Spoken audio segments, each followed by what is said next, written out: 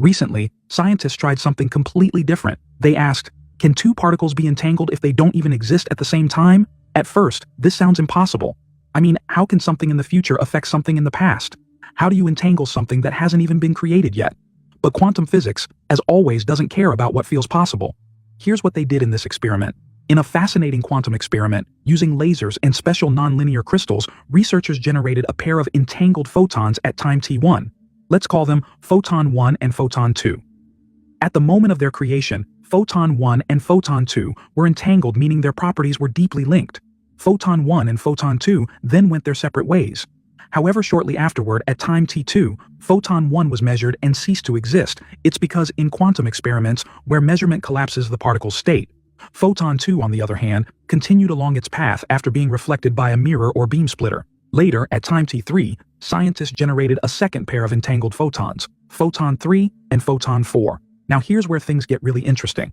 At time t4, scientists performed a special quantum operation known as entanglement swapping.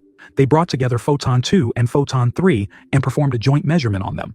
This operation effectively transferred the entanglement from the pair 1 and 2 and the pair 3 and 4, so that photon 1 and photon 4 became entangled, even though they had never interacted directly, and even though photon 1 had already ceased to exist long before photon 4 was even created.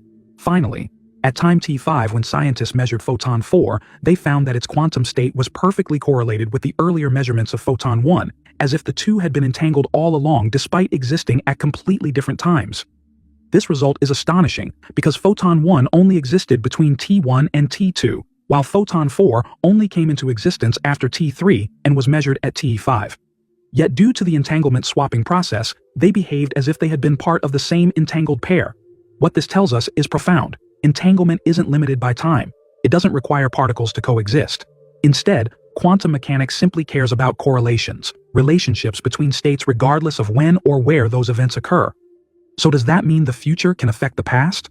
Well, not in the everyday sense. You can't send a message to your past self or change history. But at the quantum level, the correlation structure seems timeless. The wave function is flexible in time and space. What matters is the full experimental context.